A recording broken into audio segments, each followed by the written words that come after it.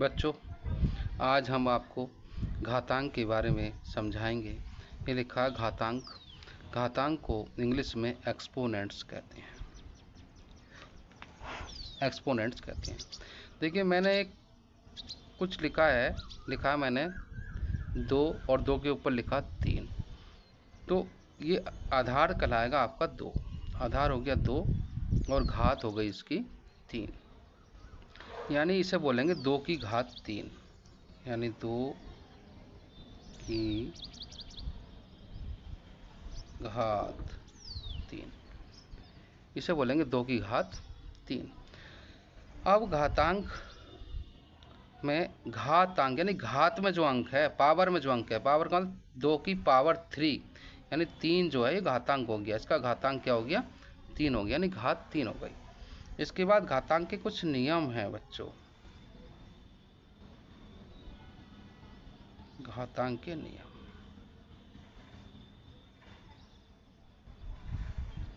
देखिए घातांक का नियम क्या है? ए की पावर m गुणा ए की पावर n बराबर ए की पावर mn होता है। लेकिन आपको मैं दूसरे तरीके से समझाऊंगा, आसान विधि से।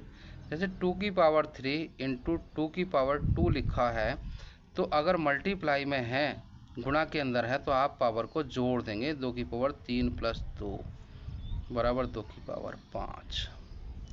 नियम नंबर 2। नियम नंबर 2 क्या है?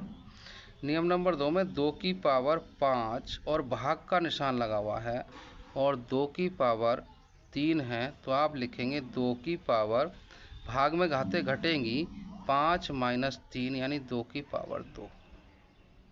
ठीक है। इसके बाद नियम नंबर 3। नियम नंबर 3 में लिखा है कि 2 की पावर अगर माइनस m है तो इसे लिख देंगे 1/2 की पावर m, या लिखा है 2 की पावर -2 तो लिख देंगे 1/2 की पावर 2। इसके बाद बच्चों, जैसे कहीं पे लिखा है 2 की पावर 5, तो उसका मतलब उसे 2 को 5 बार लिख दो। 2 गुणा 2 गुणा 2 गुणा 2 गुणा 2 गुणा करो। 2 दूनी 4, 4 दूनी 8, 8 दूनी 16, 16 दूनी 32। इसका आंसर कहीं पे बटे में लिखा है 3/2 की पावर 4, तो 3/2 को आप 4 बार लिख देंगे। 3/2 गुणा 3/2 गुणा 3/2 गुणा 3/2, क्या गया? 3 3 9 9 3 27 81, 81/2 दूनी 4 दूनी 2 दूनी 4 दूनी 8 दूनी 16, ये आ गया। इसके बाद बच्चों आगे की ओर बढ़ते हैं। नियम नंबर 4। नियम नंबर 4 क्या है? कहीं पे लिखा है 2 की पावर 2 और ऊपर लग रही 3 पावर, तो आप लिख लेंगे 2 की पावर, इसे गुणा कर लेंगे 2 गुणा 3 यानी 2 की पावर 6 हो गया। नियम नंबर 5। नियम नंबर 5 में क्या है? नियम नंबर 5 में आप ऐसे लिख लेंगे, अगर बटे में लिखा हुआ 1/2 की पावर 3, तो आप उस ऊपर ले जा सकते हो, 2 की पावर -3 हो जाएगा। नियम नंबर 6, किसी भी संख्या की घात 0 अगर है उसका मान 1 होता है, या 100 की घात 0 है उसका मान 1 होता है। नियम नंबर 7। नियम नंबर 7 में आप क्या करेंगे? आप लिख लीजिएगा 2 की पावर 3 की पावर 2 और इसकी पावर 4, तो इस सबकी गुणा हो जाएगी। यही वाला नियम लगा, ठीक है। तो 2 की पावर 3 गुणा 2 गुणा 4, 4 दूनी 8 या 24, 2 की पावर 24, ये हो गया। तो इस प्रकार से कुछ सामान्य नियम आप अपना लेंगे तो मैं मानता हूँ घातांक के क्वेश्चनों को आप आसानी से कर पाएंगे। अब मैंने ये क्वेश्चन रूप में ही आपको नियम समझाए हैं। वैसे तो MN वाला पैटर्न है, तो आप उससे भी आप कर सकते हो। देखिए कुछ क्वेश्चन लेकर देख लेते हैं। जैसे क्वेश्चन है 2 की पावर 3 गुणा 2 की पावर 4 और गुणा 2 की पावर -5। तो कैसे क्वेश्चन होगा?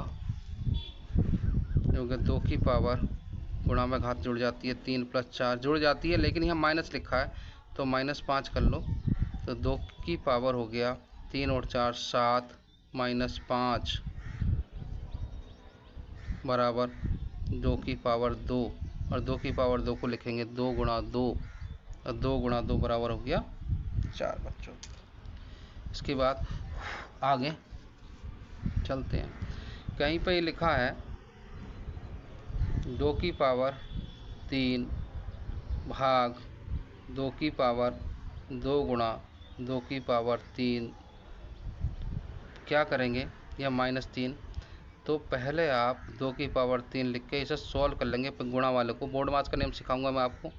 2 की पावर 2 - 3, तो ये हो गया 2 की पावर 3 भाग 2 की पावर -1। इसके बाद 2 की पावर 3 भाग में घाते घटती है ना, तो एक माइनस ये हो गया, माइनस और -1 ऐसा कर लो। 2 की पावर 3 -1 +1 यानी 2 की पावर 4। इसे लिख देंगे 2 गुणा 2 गुणा 2 गुणा 2, 2 दूनी 4 दूनी 8 दूनी 16, यानी 2 को 4 बार लिख दिया, 16 इसका आंसर आ गया। बच्चों कठिन सवालों को भी आप इस प्रकार से हल करके देख लेंगे। कहीं पे ये क्वेश्चन 1, ये क्वेश्चन 2 और ये क्वेश्चन 3, जैसे लिखा है 1/3 की घात 4 और -3, तो इसे लिखेंगे 1/3 की घात 4 गुणा 3, 4 तिया 12 हो गया, और इस 12 को ऊपर ले जाएंगे 3 की घात 12। ठीक है, 1/3 की घात 4 की घात -3 है, तो इसे लिखेंगे 3 4 तिया 12, 3 की घात -12 ऊपर जाकर होगी 3 की घात 12। इस प्रकार से बच्चों आप क्वेश्चन को कर लेंगे।